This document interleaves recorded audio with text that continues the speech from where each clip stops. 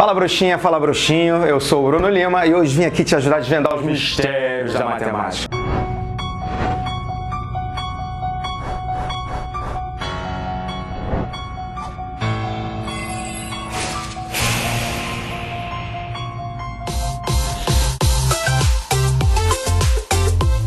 Galera, a aula de hoje é uma aula imperdível, mas antes da gente começar, já peço para você que está chegando hoje aqui no nosso canal para amassar o botão de inscrever-se, ativar o sininho para você receber nossas notificações. E para você que já é nosso velho inscrito, nossa velha inscrita, sinta-se em casa, a casa é sua, você sabe disso, esse canal é feito especialmente para você. E não deixe de assistir esse vídeo até o final, porque a gente vai sair daqui hoje resolvendo uma questão do Enem que trata do assunto da aula de hoje, que é cilindro. A gente consegue perceber objetos no formato cilíndrico por todos os pontos, por todos os lugares que a gente passa. A gente tem sólidos no formato de cilindro, quando a gente vê um cano, quando a gente vê uma garrafa em formato cilíndrica, uma garrafa daquela que a gente leva para academia. A gente vê cilindro na latinha, numa embalagem de atum, por exemplo. A gente vê o cilindro naquela lata de leite condensado, que eu sei que você conhece muito bem. E a gente vê cilindro até na famosa Torre de Pisa, que fica na Itália, que é um cilindro considerado como um cilindro oblíquo, mas isso a gente vai ver logo logo. Agora, antes da gente começar a falar do cilindro propriamente dito, eu dei alguns exemplos que a gente tem do cilindro na vida real, a gente tem que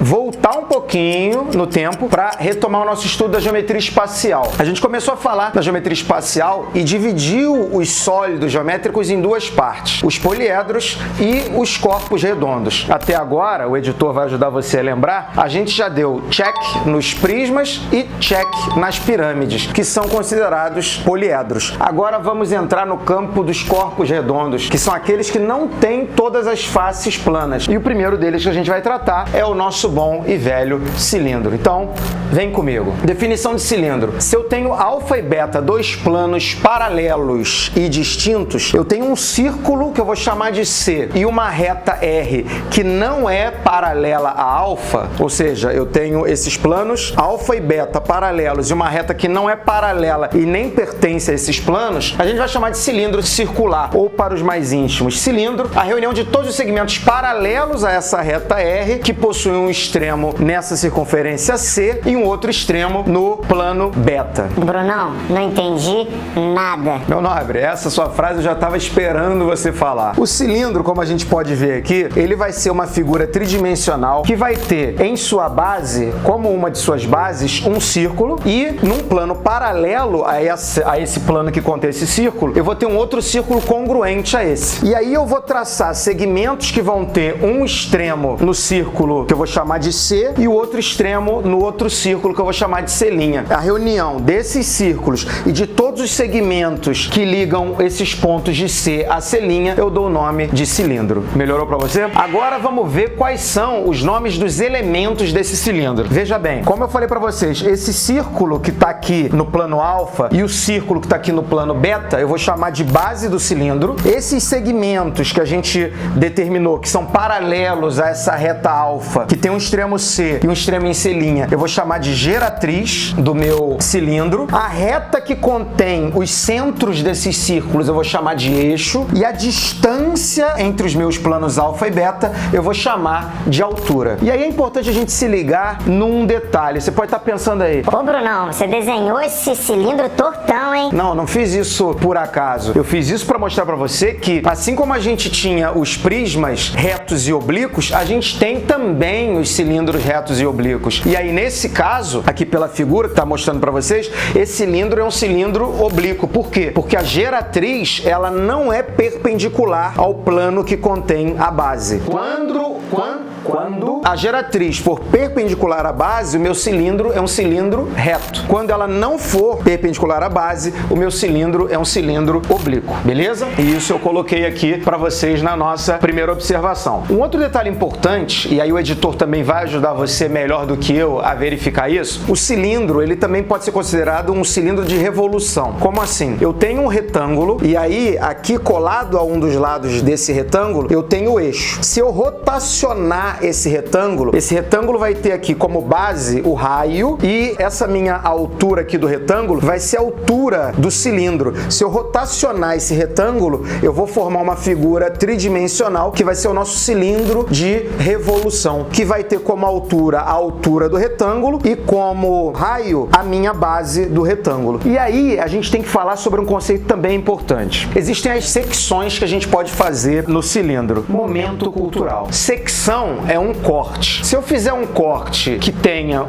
que seja paralelo às bases, essa secção vai ser considerada uma secção transversal. Quando eu faço um corte, uma secção num cilindro, se eu tenho uma secção transversal, ela vai ter a mesma área que eu tenho, a mesma superfície, a mesma área da superfície que eu vou ter na área da base. Porém, eu posso fazer também uma secção que contenha o eixo do cilindro. Se eu fizer uma secção assim, dessa maneira, nessa direção, essa secção é chamada secção meridiana. E tem a ver, você que estuda geografia, você sabe geografia, com o meridiano de Greenwich, que divide a Terra em Ocidente e Oriente. Então, para você lembrar, o meridiano de Greenwich, ele faz um corte nessa direção. Portanto, uma secção meridiana, ela vai apresentar num cilindro reto, a figura que a gente vai ter da secção meridiana vai ser um retângulo. Se esse retângulo for um quadrado, eu vou chamar esse cilindro de cilindro equilátero. E aí, nesse caso, a altura do nosso cilindro vai ser igual ao diâmetro do cilindro. É como se eu cortasse esse cilindro aqui,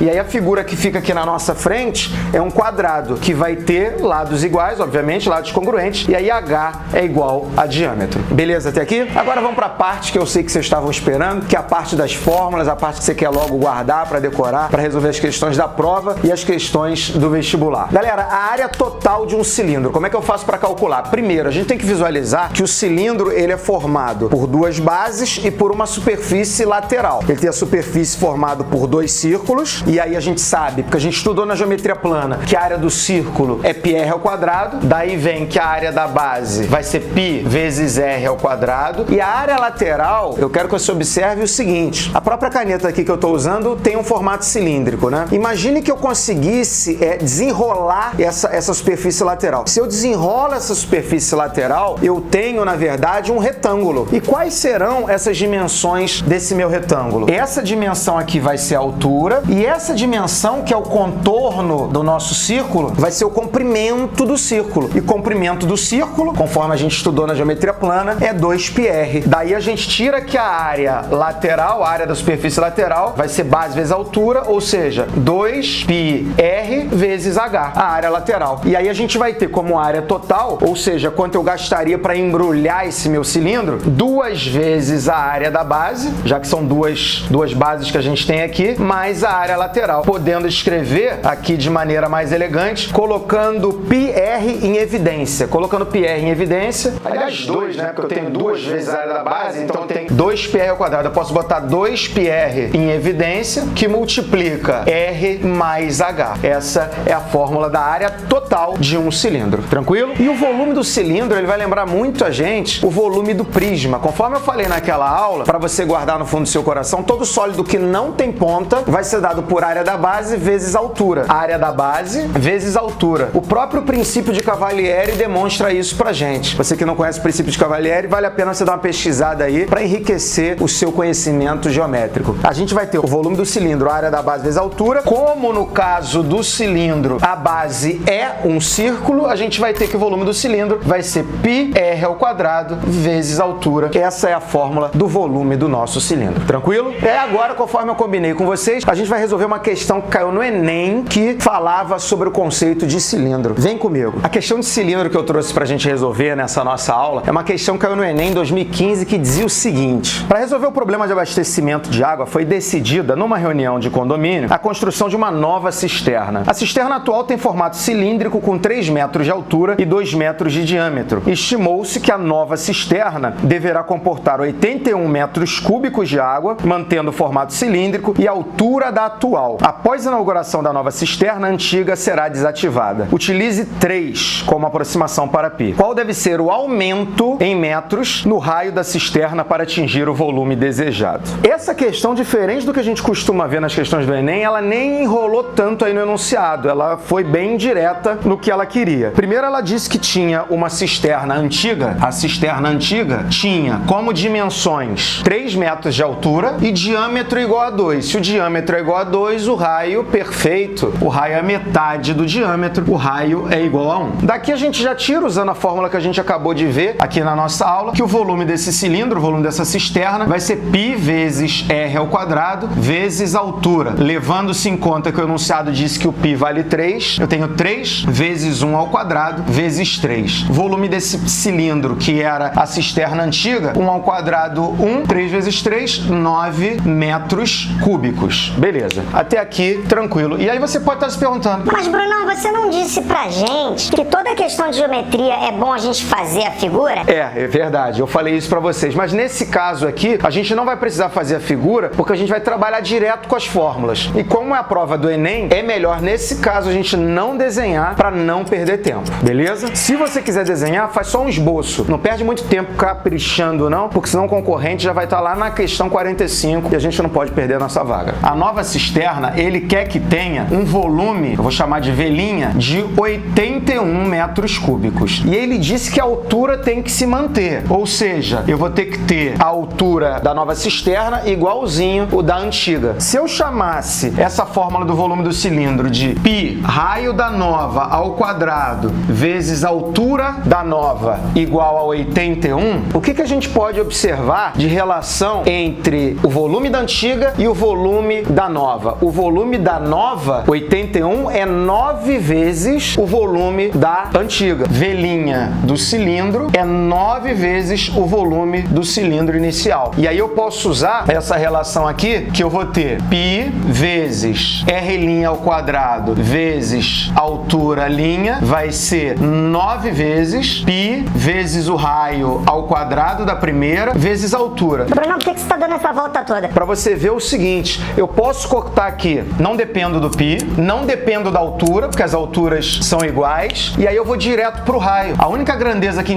interessaria pra gente aqui é o raio. O raio da segunda cisterna ao quadrado é 9 vezes o raio da primeira cisterna. Daí a gente tem que o raio ao quadrado da segunda vai ser 9 vezes o raio da primeira, que é 1. O raio da segunda cisterna ao quadrado é 9, o raio da segunda cisterna, raiz quadrada de 9 é 3. Mas atenção, cuidado, a questão pediu qual foi o aumento do raio da nova com relação à antiga. O aumento é eu fazer R' menos R, o raio da nova, menos o raio da antiga. 3 menos 1 vai dar 2 metros. Vamos ver se a gente tem essa opção aí? Tem. Letra C de Saci, mete um xão aí, meu nobre. Brunão, achei que você deu uma volta muito grande. Tudo bem, se você achou que eu dei uma volta muito grande, você pode direto usar a fórmula do volume do cilindro 2, para chamar de π vezes o raio da 2 ao quadrado vezes a altura. Sabendo que π é 3, sabendo que a altura também é 3, a gente vai ter 9 vezes r ao quadrado igual a 81. Então r ao quadrado vai cair no 9 também, aí você vai tirar a raiz quadrada e vai ver que também vale 3. Então você podia fazer essa comparação que eu fiz ou aplicar direto na forma. O bonito da geometria é isso, que você tem vários caminhos para chegar à mesma resposta. E aí, galera, tranquilo? Conseguiram entender os conceitos de cilindro? Conseguiram entender como se resolver essa questão? Espero que sim, espero que tenha te ajudado. Se te ajudou, não esquece de deixar o joinha, deixar seus comentários aí, compartilhar esse vídeo com geral. Se não gostou também, coloca aí nos comentários o que a gente pode melhorar, porque esse canal é feito para você, para te ajudar. Espero que tenha te ajudado. Continue nos acompanhando, que vem muito mais pela frente. Obrigado pela audiência e valeu!